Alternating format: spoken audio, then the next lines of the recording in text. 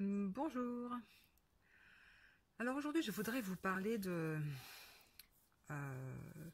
de l'eau, en fait, de l'eau et de l'électrification de la Terre. Je ne sais pas si vous vous souvenez, au mois d'avril, une vidéo a été beaucoup partagée sur les réseaux sociaux. Elle a été tellement partagée qu'elle a été supprimée au bout de 3 jours. Elle était très intéressante. Et c'était un gars qui s'appelle Thomas Cowan, un anthroposophe, donc adepte de l'anthroposophie, développé par Rudolf Steiner, et qui parle de l'électrification de la Terre et donc de l'apparition de virus après chaque bond d'électrification de la Terre. Suivant cette théorie, à chaque fois que nous avons été confrontés à une élévation du taux d'électrification, une épidémie est survenue comme par hasard. Cet homme proposait comme théorie que les virus pouvaient apparaître en fait comme une espèce de réaction de notre organisme face à une attaque provoquée par un empoisonnement de l'environnement. C'est vrai que son argument était vraiment très intéressant, selon lequel, quand dans un aquarium vous avez une épidémie au niveau des poissons, vous n'allez pas penser qu'il y en a un qui a attrapé le rhume. Vous allez tout de suite vous dire qu'est-ce qu'il y a dans l'eau pour que mes poissons soient malades. C'est cette réflexion-là que nous pouvons également avoir sur l'apparition de virus ARN tels que nous avons actuellement. Et ça pourrait être une réponse à un déploiement de la 5G. Et c'est ça qui a fait que cette vidéo a été censurée très rapidement, car en Angleterre, il y a beaucoup de gens qui ont pris ça au pied de la lettre et qui sont allés détruire les antennes 5G. Donc voilà. Euh, ça me paraît une proposition intéressante de voir le virus comme une réaction de notre organisme et non comme une attaque d'un organisme étranger. Alors je dis pas que c'est peut-être pas le cas pour tous les virus, mais en tout cas pour certains et notamment ceux avec ARN. Moi, ça me semble une piste en tout cas intéressante à explorer. Euh, et, et ça m'a fait penser également euh, à notre sensibilité face aux ondes vibratoires. Parce que nous sommes composés de molécules d'eau essentiellement, enfin tout ce qui nous entoure, tout notre monde en fait, tout ce qui les plantes, enfin tout ce qui est autour de nous est composé essentiellement de molécules d'eau. Hein. Nous sommes des océans sur pattes. Nous sommes composés à plus de 90% de molécules d'eau. C'est pas les 60% d'eau dont on parle habituellement, c'est 90% de molécules d'eau. Même notre matière solide est composée de molécules d'eau. Donc, quand on sait que l'eau est un matériau hautement sensible aux vibrations, on peut comprendre que des impulsions magnétiques puissent l'endommager, en fait, en tout cas, apporter faire apparaître des choses un petit peu curieuses, et pourquoi pas des virus, hein, en fait. Donc ça, c'est une piste à explorer. Je comprends même pas pourquoi on n'en parle pas. Et c'est très très étrange qu'on supprime des vidéos qui parlent de ça, plutôt que d'explorer cette voie. C'est que c'est bien que ça dérange. Donc du coup, ça m'a fait penser à des vidéos plus anciennes et des études plus anciennes sur la mémoire de l'eau. Ça, c'est des choses que j'ai toujours, qui m'ont toujours intéressé, que j'ai toujours sous le coude en fait. Des, je me suis pas mal intéressée à ce que proposait le docteur Benveniste, Jacques Benveniste, qui est mort en 2004 et qui est mort sans doute de, de chagrin et d'incompréhension face à son travail en fait. Ce gars a passé la plupart de sa vie à, à des recherches et notamment des recherches sur la mémoire de l'eau mais pour soigner les gens, pour soigner les gens. Et ces études sur la mémoire de l'eau pouvaient prouver, auraient pu prouver scientifiquement l'intérêt de l'homéopathie, qui n'est rien d'autre qu'une information émise dans de l'eau à haute dilution. Et, et donc cette eau peut contenir une information. Mais c'est pas une invention qui date d'hier. Hein. Qu'est-ce que c'est que l'eau bénite? Qu'est-ce que c'est que l'eau bénite en fait? C'est une eau à laquelle on a posé une intention de bénédiction. C'est rien d'autre que ça en fait. Ça fait des milliers d'années qu'on utilise la mémoire de l'eau en fin de compte. Donc c'est super intéressant. Et les travaux de ce brave monsieur ont été saccagés, ridiculisés, on l'a traité d'imposteur et, et, euh, et ça dure encore aujourd'hui puisqu'il y a Luc Montagnier qui a repris les études. Et bon, le Luc Montagnier, voilà, on sait que lui, voilà, c'est sulfure, il pue le soufre, quoi. Apparemment, tout ce qu'il peut dire, bah oui, bah, c'est Luc Montagnier, quoi, voilà. Alors que voilà, en fait, lui, maintenant, il est hors d'âge, il peut se permettre de faire des études sur des sujets que personne ne veut toucher parce que justement, il y a danger de déranger. Mais justement, pourquoi ça dérange autant cette histoire d'eau et de vibration d'eau? C'est quand même extraordinaire que quelque chose d'aussi intéressant et d'aussi important soit traité comme si c'était de la sorcellerie ou de la magie, quoi. C'est un truc de fou, quoi. C'est complètement logique que l'eau étant une matière qui, qui résonne en fait, peut transporter des informations. Oui, mon chacha, bah, viens vite là, viens avec moi.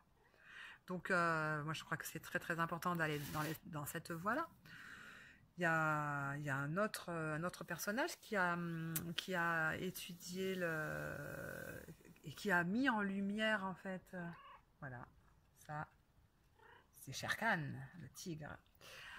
Qui a mis en lumière la façon que l'eau peut avoir de réagir à des intentions, c'est Masuri Emoto, avec ces images de cristaux d'eau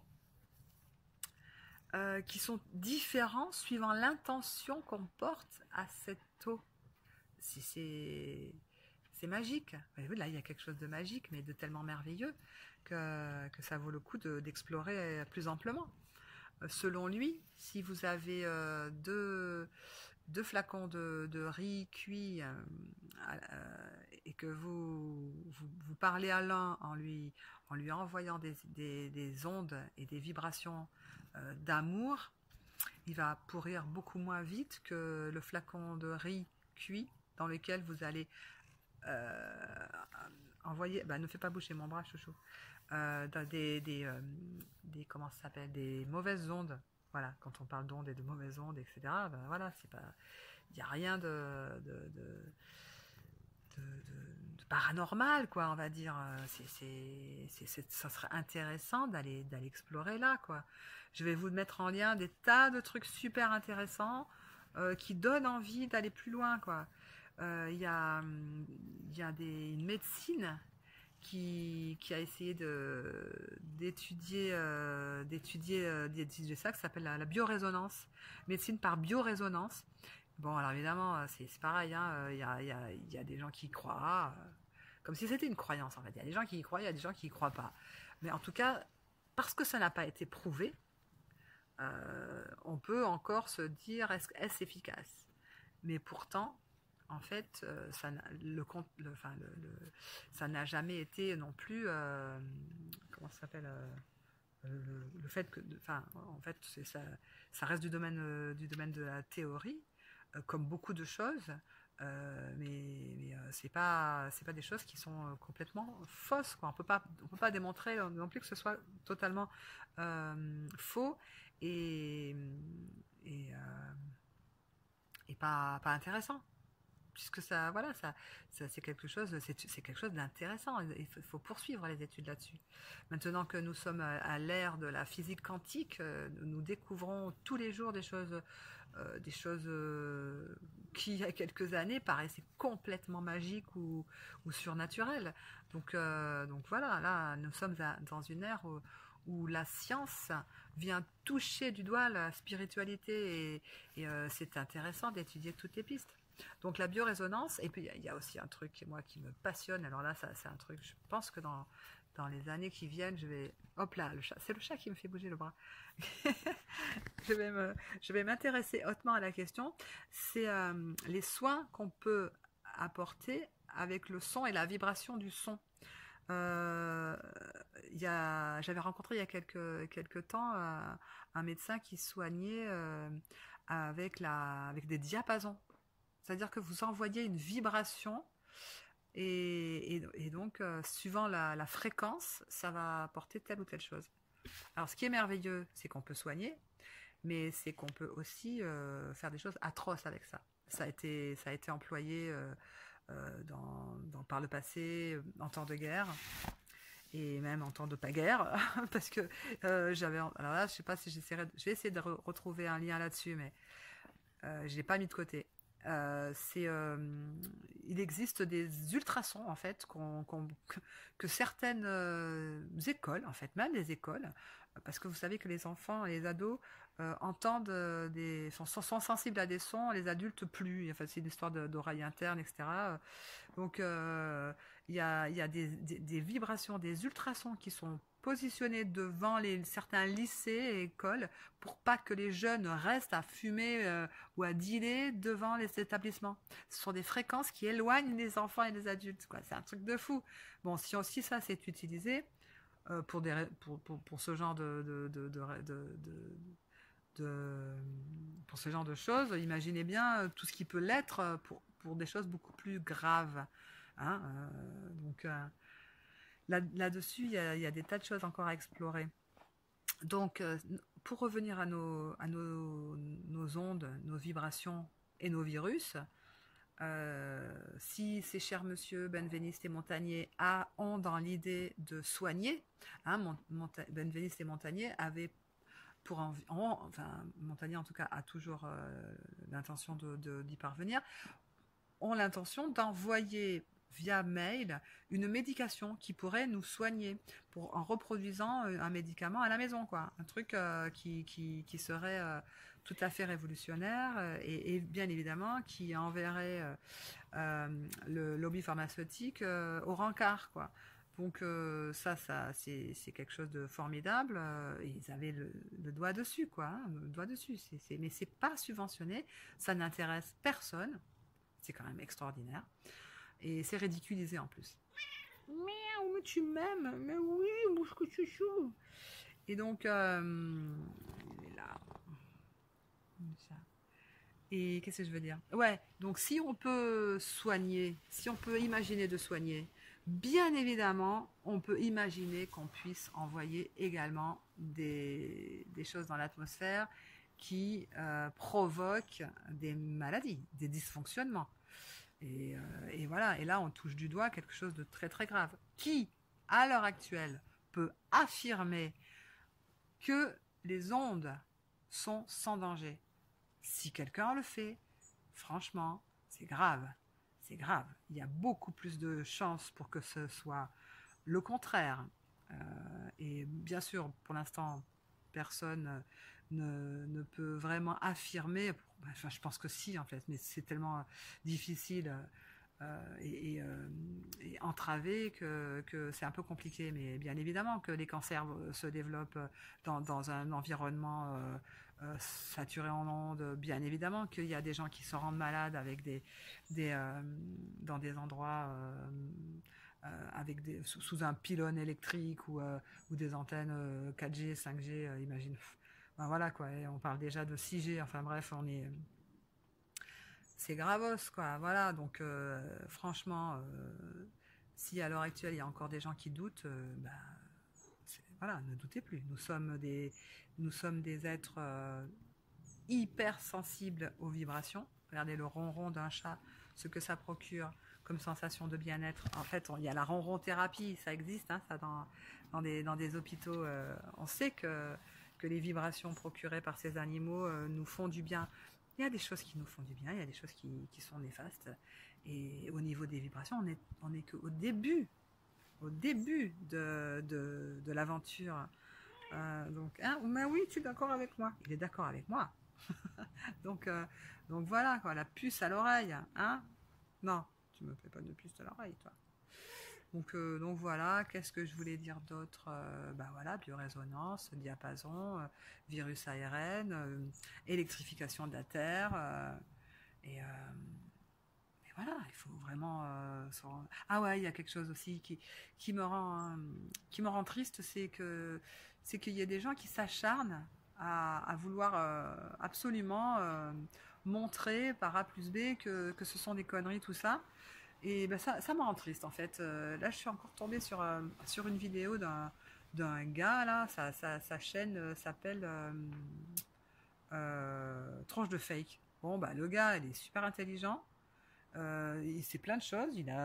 Voilà, il essaye d'avoir de l'humour, on va dire. Mais bon, je trouve intéressant. Ben, ouais, mais par contre, je trouve déplorable et tellement triste qu'il s'évertue à essayer de ridiculiser des gens qui ont passé leur vie et qui sont morts de ne pas avoir été écoutés.